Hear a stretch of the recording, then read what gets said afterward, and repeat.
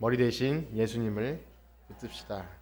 예, 감사합니다. 멀리 떨어져 계시죠. 자리도 떨어져 계시고 또 방송으로도 떨어져 있지만 우리 한 몸으로서 예수님을 붙들어야 할 줄 믿습니다.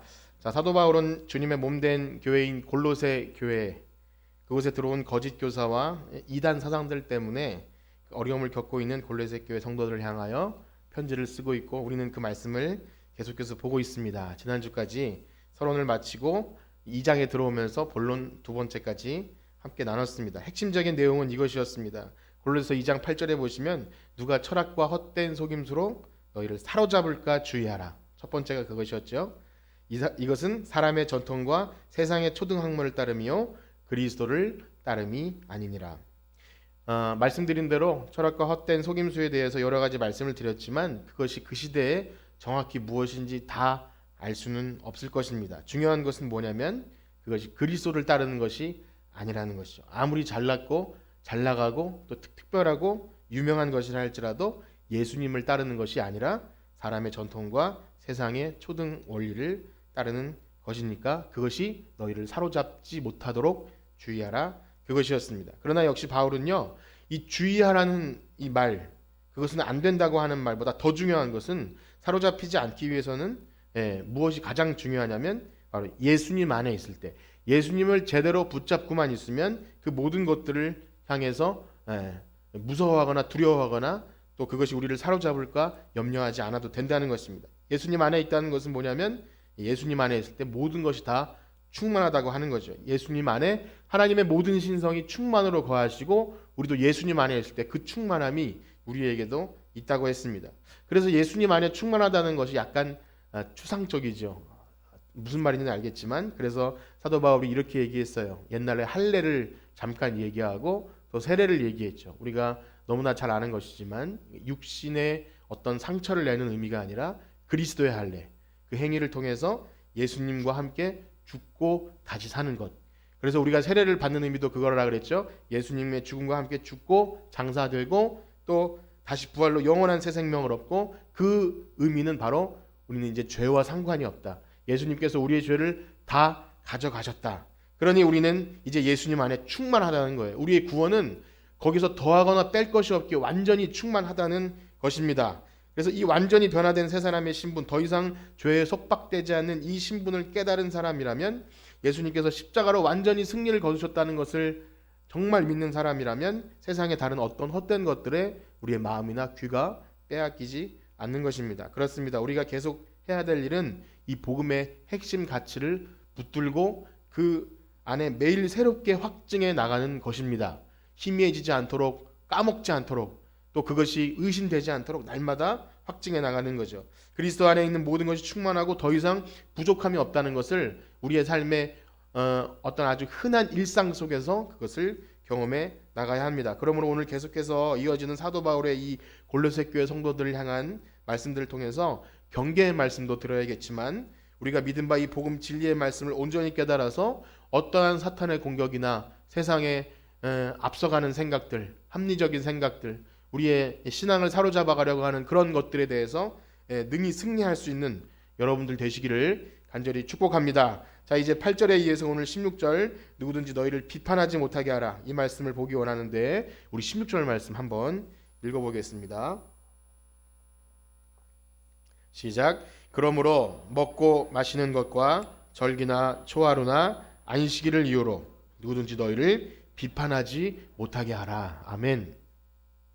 이 그러므로라고 시작되는 것은 서론에도 말씀드린 바와 같이 우리 신자들이 그리스도의 할례 또 세례를 통해서 우리의 믿음을 고백하고, 그것은 즉 예수님과 함께 우리의 과거에 죄악된 것은 다 죽고 이제 예수님의 부활과 함께 새 생명을 얻고 죄와는 아무런 상관도 없는, 그래서 예수님 안에 충만한 그것을 우리가 믿고 있는 그런 성도들이라면, 그러므로 이렇게 하라는 것이죠. 그래서 이러한 우리의 신분을 제대로 깨닫는 사람이라면 더 이상 먹고 마시는 것이나 여기 절기나 초하루나 안식일을 이유로 누구든지 너희를 비판하지 못하게 하라, 이 말씀을 해주고 있는 겁니다. 역시 먹고 마시는 것, 절기, 초하루, 안식일, 사실 오늘날 우리의 신앙생활과 별 상관이 없는 것 같지만 역시 구약의 율법이었다는 것이죠. 구약의 율법에 보면 먹는 것도 부정한 것이 있었어요. 레위기나 이렇게 성경 보면 우리가 성경 통독할 때만 읽는 레위기 있지 않습니까? 좀 어렵죠. 왜냐하면 무엇을 먹고 마시고 뭐 굽이 갈라진 것은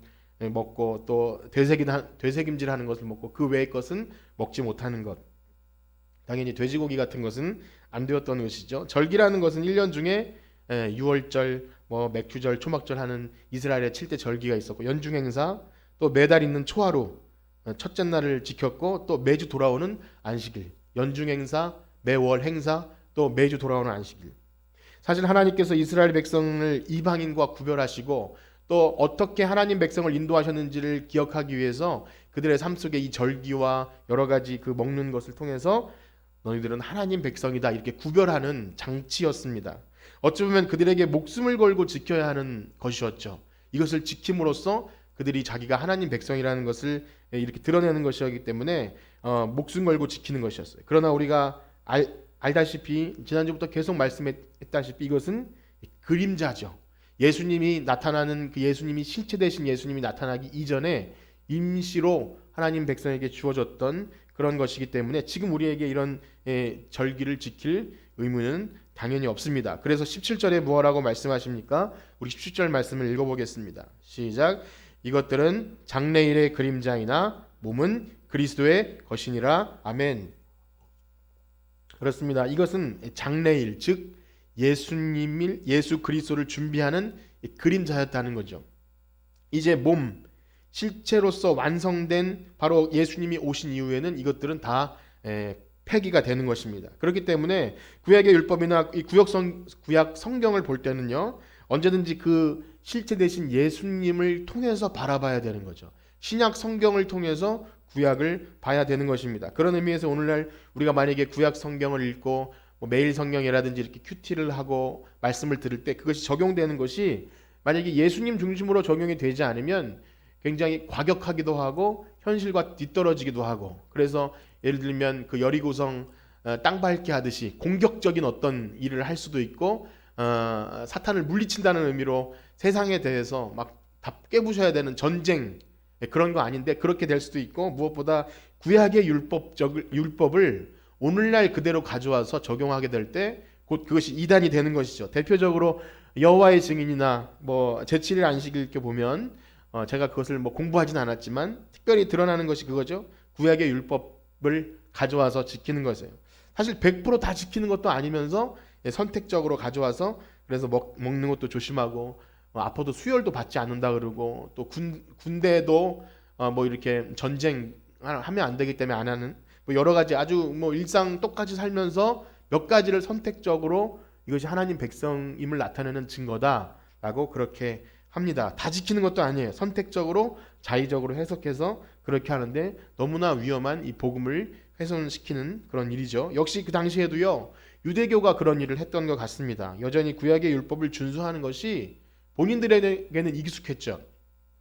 기독교가 생긴 지 얼마 안 되었기 때문에 이제까지 전통적으로 내려온 자기들의 율법을 다 버린다는 것이 쉽지 않고, 아무리 복음 안에 들어와도 그것이 몸에 익숙해져 버리면 그냥 이렇게 하는 거예요. 그리고 뭔가 그것이 자신을 특별하게 만들어줬겠죠. 저렇게 늦게 믿은 저 이방인들하고 우린 달라. 우리는 원래 뼈대 있고 가문 있는 혈통 있는 하나님 백성이야. 그렇기 때문에 은근히 자기네들끼리 했던 그것들을 드러냈던 것 같아요. 그리고 여전히 그 이방인들조차 하나님이 선하게 만들어 놓으신 생명이라는 그런 관점이 아니라 여전히 부정하게 봤던 것이죠. 그래서 그런 부정한 이방인들과 자신들은 다르다는 것을 드러내기 위해서 그 구약의 율법들을 계속해서 했던 것입니다.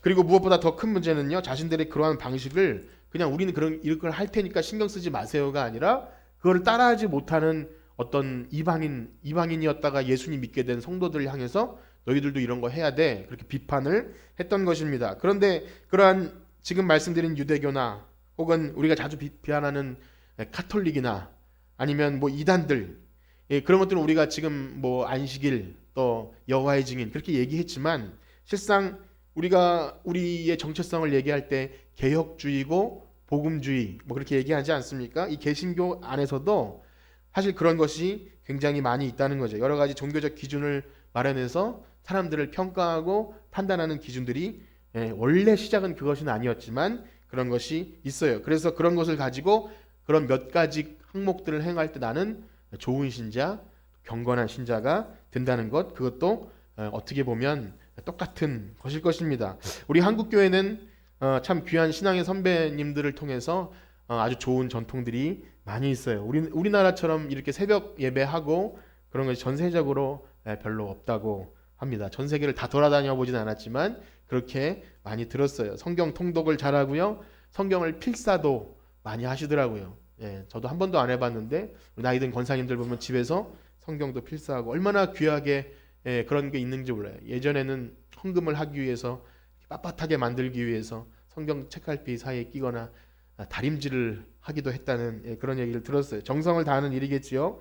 주일을 엄격하게 지키기 위해서요. 그날에는 돈을 쓰지 않기 위해 전날 모든 걸 다 준비하고, 저도 어릴 때 토요일마다 목욕탕 갔던 기억이 있어요. 주일을 준비하기 위해서. 얼마나 귀한 것인지 모릅니다. 그런 것들, 왜냐하면 예수님 사랑하기 때문에 예배를 준비하는 마음으로 이렇게 했던 거죠. 그러나 생각해보면 좀 이해되지 않는 것도 많이 있어요. 열거하지 않겠지만 그럼 왜 그래야 되지 하는 거 많이 있어요.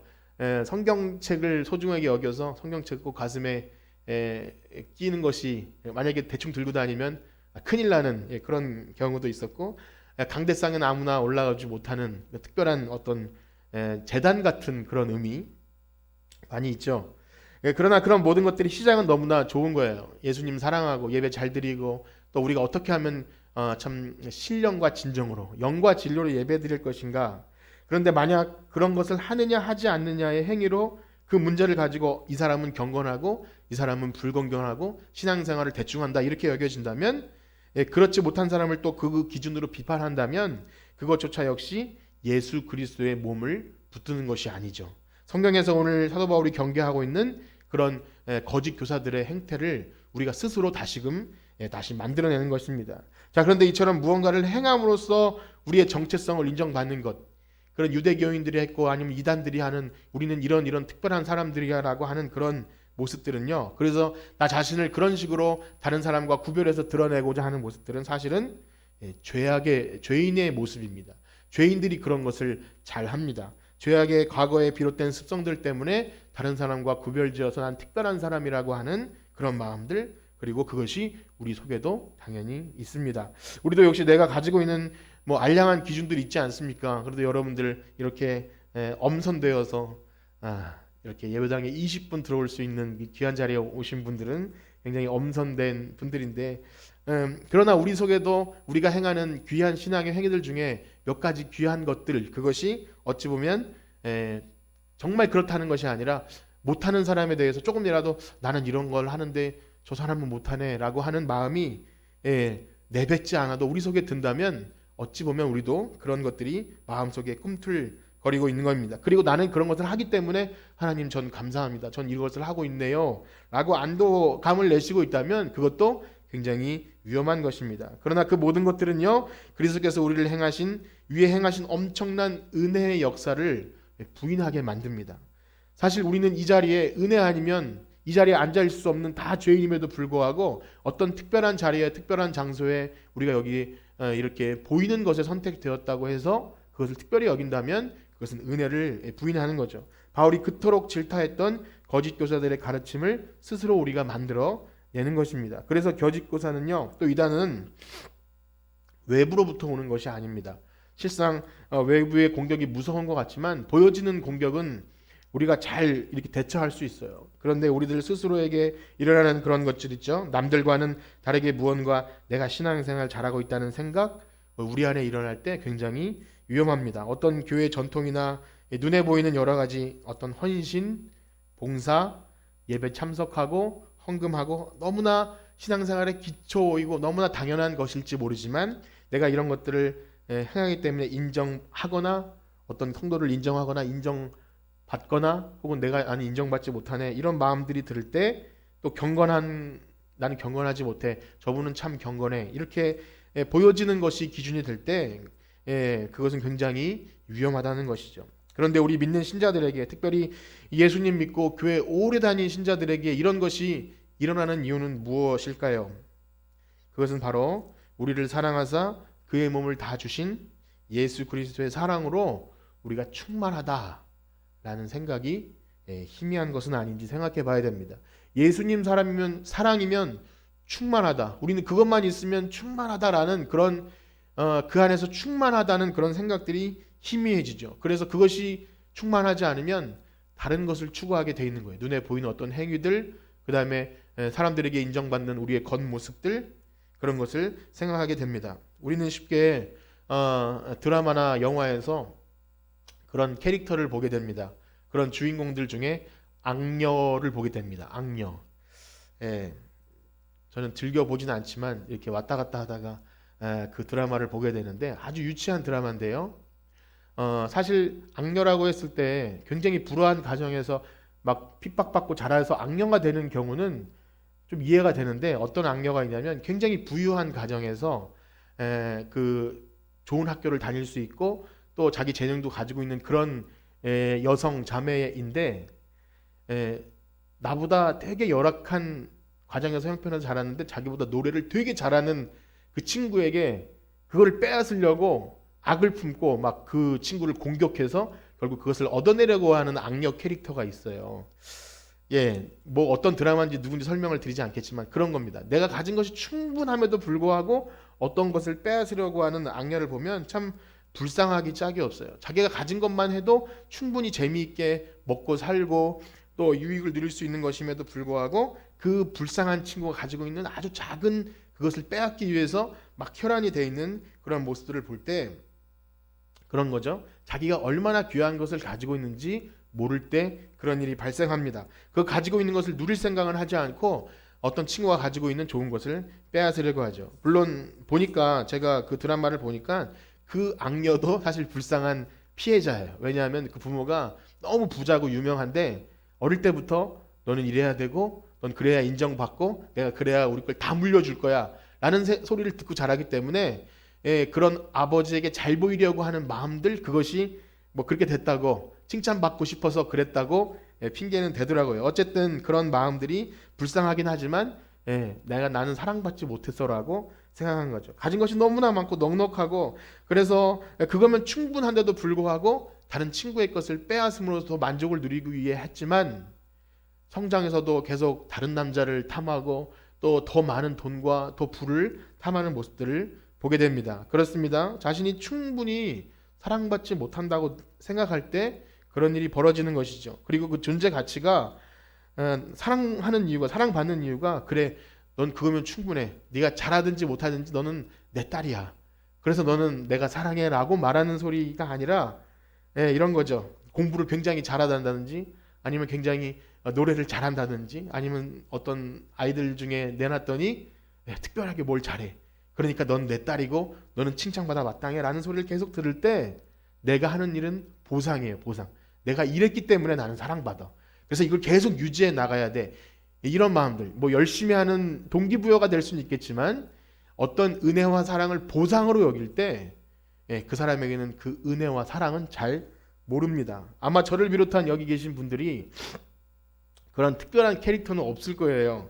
뭐 굉장히 대단한 걸 가져본 적도 없고 뭐 그리고 대단한 칭찬받을 일을 하신 분이 뭐 저만 그런 게, 다른 분들은 있으시겠죠. 근데 그런 것이 없어서 그럴지 몰라도 여기 제가 방금 말씀드린 악녀처럼 엄청난 것을 가졌는데 또 다른 것을 빼앗기 위해서 애쓰는 사람은 없을 겁니다. 그럼에도 불구하고 우리가 깨달아야 할 것은 뭐냐면 바로 우리는 우리 아버지 하나님께서 우리를 바라보시면서 아무것도 하지 않아도, 너가 아무것도 하지 않고 그냥 거기서 나만 바라봐도 너는 내 자녀야, 그래서 행복하시길 축복합니다. 그 사랑을 우리가 받고 충분하다면, 그래서 우리에게 아들 예수님을 주시고 넌 의로와, 넌 아무것도 행하지 않아도 내가 너에게 아들을 줬으므로 너는 지금부터 의로와, 넌 죄와 아무 상관이 없어, 그것을 내가 분명하게 확실히 믿으면 우리는 더 이상 부족할 것이 없는 거예요. 그래서 우리가 하는 모든 일들은 그 사랑 때문에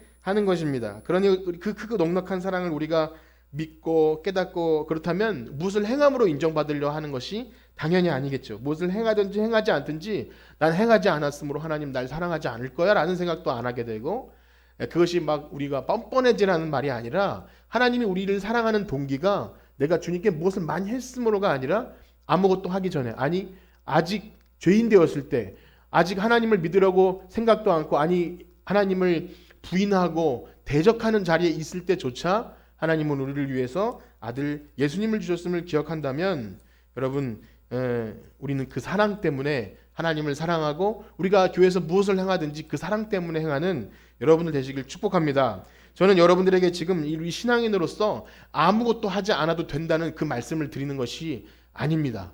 그렇게 오해하시는 분 당연히 없으시겠지만 아무것도 하지 않아도 됩니다를 강조드리는 것이 아니라 하나님은 우리를 어떤 행위를 하거나 하지 않거나 때문에 사랑하시는 것이 아니라는 것입니다.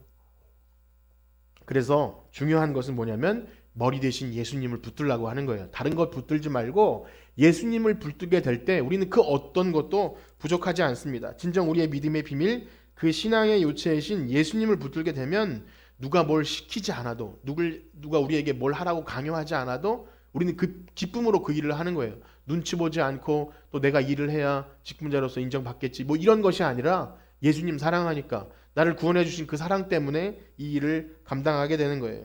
오히려 지금 이 말씀을 혹시 들으시면서 어떤 분들이 목사님 그래도 그렇게 말씀하시면 그러다가 성도들이 주일도 대충 안 지키고 뭐 봉사도 안 하고 헌금도 안 하고 그러면 어쩐답니까? 라는 그런 걱정을 하시는 분은 아무것도 안 계시겠죠. 그거 자유주의 아닙니까? 그렇게 자유롭게 하라는 것? 여러분 복음은 자유 아닙니까? 자유. 그리스도 안에 참 자유를 얻는 것인데 그렇게 하면 자유를 주면 안 돼요. 우리는 이렇게 빡세게 뭔가 이렇게 시켜야 신앙이 자라는 거예요. 그것도 다 이유가 있겠지만 그런 분들은 없을 것 같아요. 제가 이렇게 복음을 얘기할 때 그러면 안 되는 건 아닙니까? 라고 하시는 분 없을 것 같아요. 그러나 사랑하는 여러분, 우리 신앙의 좋은 선배들로부터 좋은 것을 받고 또 그런 전통을 이어받아서 하는 건 너무나 좋습니다. 우리가 한국교회 어떤 짧은 역사 속에서 전통을 이어받아서 예배드리고 어떤 헌신과 봉사하고 어떤 순서를 갖춰서 하는 건 너무나 좋지만 진정 그리스도의 한량없는 사랑으로 하나님 아버지께서 우리에게 주신 그 아들 예수님을 통한 그 사랑 때문에 감동해서 자발적으로 하기 전에 우리에게 다가오는 어떤 그 모든 것들은 머리 대신 예수님을 붙들지 못하게 합니다. 그냥 그 행위에 집중하게 만들고 우리가 그것을 함으로 혹은 하지 아니함으로 우리 스스로 주눅들게도 하고 다른 사람을 비판하게도 한다는 거예요. 그래서 관행처럼 혹시 눈치에 못 이겨서 혹은 부모가 중직자나 목사님 자녀, 뭐 장로님 자녀이기 때문에 혹은 어릴 때부터 교회를 다녔고 그래서 체면에 못 이겨서 한다면 또 좀 온순한 성격이어서 부모 말에 거역하지 못하고 이렇게 했거나 억지로 하다가 보면 나중에 뛰쳐나가는 경우를 많이 보게 돼요. 난 억지로 했어. 나는 세뇌당해서 했어. 이렇게 하는 경우를 많이 보게 돼요. 그러면 교회는 자기가 못할 때 질타하는 곳이 되고요.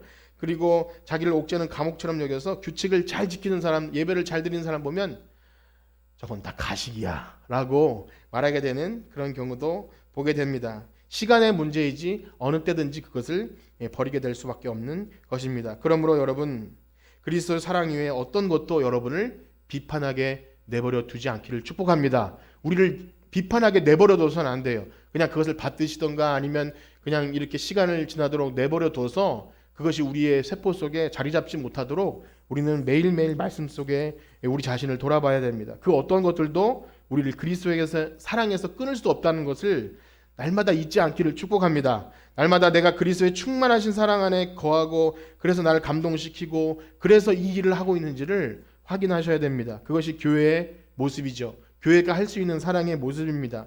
신자들이 또 가정에서 부부간에 자녀들에게 드러내야 할 사랑의 모습은 그런 것입니다. 아까 전에 말씀드린 대로 어떤 이유와 조건, 행위나 이런 것을 통해서 사랑하든지 아니면 친하게 지내든지 그런 조건이 되면 그것은 그리스도인의 교회, 믿는 가정 그것이 될 수 없다는 것입니다. 그래서 가정에서도요, 세상의 기준으로 보았을 때 아무것도 해주는 것 없다 할지라도 그 존재 자체로 서로에게 소중한 존재, 그것은 맞는 것이죠. 그런데 어떤 세상의 것들이 개입하게 되면 남들보다 다른 남편들처럼 돈 잘 벌어주던 남편, 또 자녀에게는 다른 아이들과 비교했을 때 정말 순종하고 공부 잘해서 좀 자식 자랑할 만한 자식이 되지 않으면 사랑을 또 넌 그 자체로 충분해라고 말할 수 있는 그런 자신감이 없는 거예요. 왜냐하면 그 세상의 기준과 존재 또 세상의 가치들이 우리 마음속에 자리 잡기 때문입니다. 그러나 여러분 우리가 그 사랑을 해야 될 이유는 무엇이죠? 우리가 그런 사랑을 받은 사람들이에요. 우리가 하나님께 어떤 행위로 인정받은 사람들이 아니라 아주 추하고 더럽고 너무나 못났지만 그냥 너니까 내가 사랑한다 이 말을 듣는 우리들이에요. 그래서 우리가 그 사랑을 망각하게 되면요, 아무리 좋은 교회이고 그래도 비판하는 곳이 될 수밖에 없어요. 눈에 보이는 행위로 경건을 인정받으려고 애쓰고 노력하다 보면 어떤 계급이 생기고 잘하는 사람 못하는 사람, 세상에서 그것 때문에 상처받아서 교회에 왔다가 또 교회에서 상처받기도 한다는 거죠. 가정도 온전하게 될 수 없어요. 비교하고, 만약에 부모님이 자식을 다른 자식과 비교하고 다른 남편과 비교하고 이렇게 시작되면 온통 전쟁이죠. 잘하면 또 우쭐해지고 내가 이래서 나는 자격이 있어 이렇게 될 수밖에 없는 건 아닙니까? 그래서 우리가 이 말씀을 보면서 혹시 우리 교회 안에 또 우리 가정 안에 그런 것이 없는지 잘 살펴봐야 됩니다.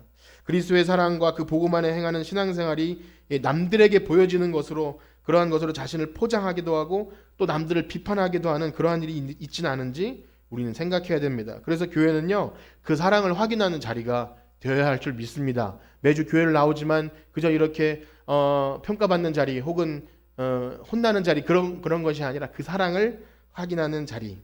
그래서 부족하고 상처받은 영혼이 이 자리에 나와서 그 사랑을 깨닫게 하면 그것이 교회인 것이죠. 예수님은 그 일을 위해 이 땅에 오시지 않았습니까? 복음은 바로 그 사랑을 깨닫게 하기 위한 거죠. 그래서 사람들이 다 돌 던져 죽어 마땅한 가늠한 여인이나 너무나 부정해서 가까이 가기 싫은 문둥병자나 죄인들을 향해서 예수님은 항상 그들에게 손을 내미셨던 것입니다. 그럼에도 불구하고 세상에서 버림받고 상처받은 영혼이, 어딘가 좀 모자르고 아무도 알아주지 않고 어디 반겨주지 않는 그런 영혼이 어떻게 하다가 교회를 나와서 복음을 듣고 그래서 그 사랑을 알아가려고 하는데, 아직 충분히 그 복음을 더 들어야 되고 더 깊이 깨달아야 되는데 엄청난 시간이 걸려요. 상처받은 영혼일수록 엄청난 시간이 걸려야 되는데 이러저러한 것으로 짐을 지어주는 경우가 있지 않은가 생각해 봅니다. 그래서 아직 하나님의 사랑이 어떤 것인지, 예수 그리스도께서 우리를 위해서 행하신 일 우린 다 알고 있지 않습니까? 그러나 그것을 모를 때 그냥 교회는 위로받는 곳이라고 생각하고 또 그냥 내가 필요한 것을 있을 때 기도하는 곳이라고 그냥 그렇게만 생각하는 그들에게 예수 그리스도가 어떤 분이신지, 그가 우리를 위해서 행하신 일이 무엇인지를 충분히 줘야 되는데, 그것을 받아먹지 못하고 어떤 여러 가지 것을 강요한다면, 강요는 아니지만 거기서 앉아서 여러분 그 주일 11조 해야 복 받습니다 라든지 그런 거 해야 믿음 자랍니다, 여러분 그런 거 하셔야 믿음이 자랍니다. 믿음 안 자라요. 믿음은 선물이죠. 믿음은 선물이에요.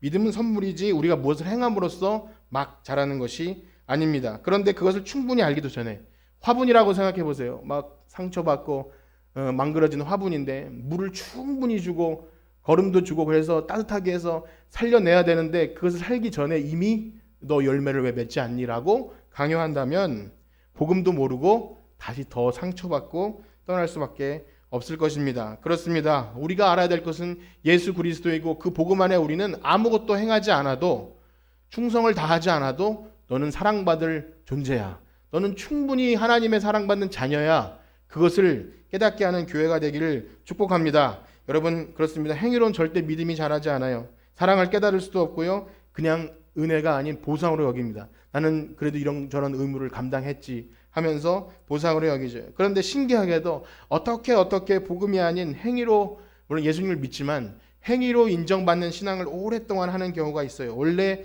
좀 잘하는 성격이기도 하고 어떻게 보면 또 뭐 목사님이나 이런 교우들 간에 이런 인정받는 것을 좋아해서 그런 일을 하게 되는 경우도 있습니다. 그런 성향 자체가 문제는 아니죠. 하나님은 충분히 여러 가지 성향을 다 사용하시는데, 근데 문제는요, 오로지 행위로 인정받는 신앙생활을 오래 하게 될 경우 어떻게 됩니까? 교만함이 생깁니다. 나는 이런 의무도 다 감당하는 사람이고 그러니 어깨가 올라가고 기득권이 되죠. 난 이런 일을, 교회를 위해서 이런 일을 한 사람이야. 그런데 문제가 언제 발생합니까? 그런 나의 행위를 알아주지 않을 때 엄청난 문제가 발생하죠. 엄청난 문제가 발생해서 내가 교회에 한 게 얼만데 하면서 본전이 생각나고 너무나 안타까운 모습을 보게 됩니다. 그런 거 다 원래는 예수님을 사랑했고 나같이 하찮은 존재를 불러주셔서 주님을 위해서 봉사하게끔 해주신 은혜가 감사해서 한 건데, 시간이 지나서 내가 이만큼 했지, 난 그래도 다른 사람에게 더 이렇게 인정받는 사람이어야 되지, 이렇게 되었을 때 그것을 알아주지 않을 때 완전히 상처받는 또 경우도 보게 됩니다. 그러므로 사랑하는 여러분, 우리의 믿음 생활은 결코 행위로 인정받거나 내가 무언가 열심히 해서 보상받는 그런 것이 아님을 기억하시길 축복합니다. 우리는요, 우리에게 이미 너무나 주신 그 큰 복, 한량없는 은혜와 자비 때문에 그래서 그 길이와 넓이와 높이와 그것이 얼마나 풍성한지를 날마다 알아가는 것, 그것임을 믿기를 축복합니다. 내가 뭘 더 잘하고 충성해서 복 받는 것이 아니라 이미 얻은 복, 어떤 것도 비교할 수 없는 그 복을 깨달아가는 자리가 이 자리가 되길 축복합니다. 그래서 결국 우리 받은 이 사랑과 한량없는 복이 감사해서 하나님께 올려드리기도 하고 봉사도 하기도 하고 또 사람들에게 본이 되는 일을 할 수 있는 것, 그것이 구원받은 신자가 드리는 삶의 예배인 줄 믿습니다. 오늘 말씀을 마치면서 이러한 말씀을 드리고 마무리하기 원합니다. 오늘의 본문의 핵심은요, 누군가를 비판하지 말라가 아니라 뭐냐면 어떤 누구도 우리를 비판하지 못하게 하라라는 것이었어요. 그것은 바로 나 자신이 해야 될 일이라는 것입니다. 여러분 자신이 하셔야 될 일이에요. 그 말이 나는 자유로운 사람이니까 아무도 나를 비판하지 마. 혹시 나에게 뭐라고 하는 사람 있으면 딱 이렇게 대치면서 야, 비판하지 말라 그랬어. 그렇게 하라는 말은 당연히 아님을 아시겠죠? 오늘 강조하는 측면이 누구도 비판하지 말라는 것이니까 이렇게 말씀드리겠죠. 사실 성경은요, 그 신앙의 자유를 가지고 아무도 꺼리 끼지 않게 행할 수 있지만 신앙이 연약한 자를 위해서 내 신앙의 자유를 절제해야 함을 또한 가르치고 있습니다. 그러나 정말 그것도 정말 주님의 사랑 안에 완전히 감화되어야 내 신앙의 자유를 절제하는 믿음이 생기는 거지, 절제부터 배우거나 아니면 너는 교회에서 정말 완벽한 사람이 되어야 돼, 이것을 강요받으면 또 그것도 하나의 율법이 되는 것입니다. 그렇습니다. 오늘의 핵심은 이것입니다. 바로 우리가 스스로 누군가에게 비판받지 않을 수 있는 것은 예수 그리스도의 사랑으로 온전히 인정받는 그러한 소중한 존재임을 깨달으시기를 간절히 축복합니다. 그렇게 되었을 때 비로소 우리가 어떤 미숙하고 어리석은 사람이 혹시 우리를 비판할 수 있잖아요. 우리를 비판하고 너 이것저것 해서 할 때 내 성격대로 야, 성경에서 비판하지 말라 그랬잖아 라고 하는 것이 아니라, 싸우는 것이 아니라 우리가 가진 사랑이 든든하면요, 여러분 우리가 가진 사랑이 든든하잖아요. 그럼 누가 우리를 비판해도 그거에 힘들어하지 않아요. 잘 수용합니다. 그리고 그리스도의 사랑 안에서 어떻게 보면 비판하는 그 대상을 위해 기도할 수도 있습니다. 그러니 우리가 얻은 그 신앙의 복이 얼마나 크다는 것을 깨달으면요, 나 자신을 위해서 그 자유를 사용하는 것이 아니라 연약한 지체, 충분히 더 사랑받아야 되고 또 수용받기를 원하는 그 지체에게 우리의 자유를 내어줄 수 있는 그러한 비판받지 않는 우리 모두가 되기를 간절히 축복합니다. 우리 들으신 말씀 가지고 잠깐 기도하고 마치겠는데요, 이렇게 한번 기도합니다. 먼저는요, 우리 예수 그리스도의 사랑, 우리가 교회에서 너무나 많이 말하는 그 사랑, 그 복음의 은혜가 내 삶에 온전히 매일매일 확증되고 새로워지고 깨달아질 수 있도록, 만약에 그것이 되지 않으면 행위로 흘러갈 수밖에 없기에 날마다 깨달을 수 있도록, 무엇보다 다른 행위로 인정받거나 우리의 열심을 해서 보상받는 것이 아닌 이미 얻은 사랑과 복을 잘 증거하며 나눌 수 있는 우리가 될 수 있도록 우리 한번 합심해서 기도하겠습니다. 하나님 감사합니다. 이 시간 아무도 우리를 비판하지 말라고 하는 그 말씀 속에 그 무엇보다 예수님 사랑, 우리를 향해서 모든 것을 다 내어주신 그 예수님 사랑이 우리 안에 충만하다면 우리 그 어떤 비판에도 견딜 수 있고 또 다른 사람을 비판하지 않고 나 자신이 내 행위로 나를 드러내지 않을 수 있습니다. 하나님, 우리 안에 그 사랑이 있기를 원합니다. 다른 그 무엇과도 비교할 수 없는 예수 그리스도의 사랑이 우리 안에 충만히 있을 때 하나님, 우리는 넉넉히 이길 수 있습니다. 하나님, 비판하지 않고 비판받지 않고 교회는 사랑할 수 있으며 가정은 비교하지 않고 하나님 나라의 그 백성으로서 하나님 나라를 경험하는 우리 모두가 되기를 소원합니다. 하나님 인도하여 주시고 우리 가운데 거하시는 주님, 그 사랑과 은혜를 깨달을 수 있는 우리 모두가 되게 하여 주시옵소서. 하나님 감사합니다. 예수님의 이름으로 기도드립니다. 아멘. 이 시간에 찬송